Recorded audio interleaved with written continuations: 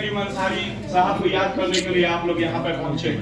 अब्दुल कयूम अंसारी साहब एक हिस्ट्री है, मुसलमानों को खासकर उनकी हिस्ट्री को याद करना चाहिए। 20 और 22 करोड़ मुसलमान होने के बाद भी उनका कोई रहनुमा नहीं।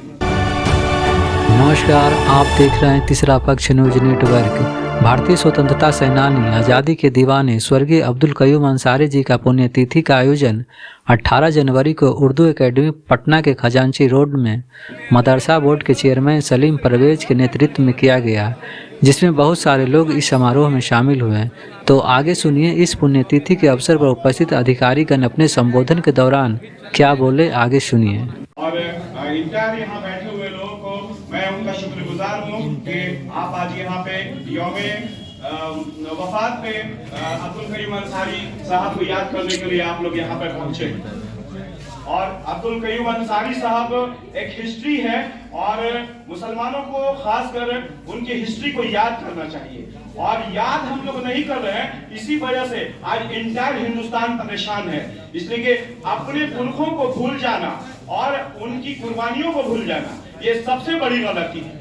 आज जिस तरह से हिंदुस्तान में परेशानी है अपने अल्पसंख्यक अपने मुसलमानों के साथ, उसकी वजह यही है कि हम लोग उनके राह पे नहीं चल रहे, उनको याद नहीं कर रहे हैं। जिस तरह से उन लोगों ने इंटायर हिंदुस्तान को अंजाम दिया, जिस तरह का उन्होंने काम किया, आज सरकार तो उनको भूल गई है, लेकिन उनकी कौम भी भूलती जा रही है। इसलिए कौम को उनकी बातों को याद करना चाहिए और उनकी यादों के सहारे और उनकी बातों के सहारे अपने इंटायर अपने कौम के लिए काम करना चाहिए। किस तरह से वो मजबूती से अपनी बातों को कयूम साहब रखा करते थे, ये बड़ी बात है। उसको याद अगर हम लोग कर ले तो आज इंटायर जो हम लोग पॉलिटिक्स कर रहे हैं और जिस तरह का माहौल बनाते हैं उसमें पिछड़ते जा रहे हैं।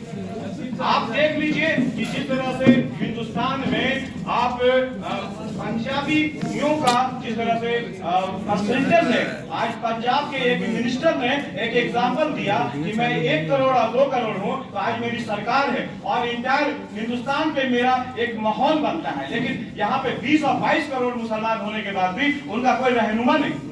ये अफसोस की बात है कि हिंदुस्तान में आज हमारा कोई रहनुमा नहीं है। इसी वजह से लोग हम लोग को दबाते हैं। और अगर हम लोग एक दूसरे को कोऑपरेट करें और मिलजुल कर चलें और एक नेता अपना चुने और उनकी टांगों को ना खींचे तो इंशाअल्लाह रहमान हमारे कौम सबसे आगे पूरी दुनिया में होगा। इन बातों को चंद बातों पर रखकर मैं अपनी बातों को खत्म करता हूँ। बहुत बहुत शुक्रिया।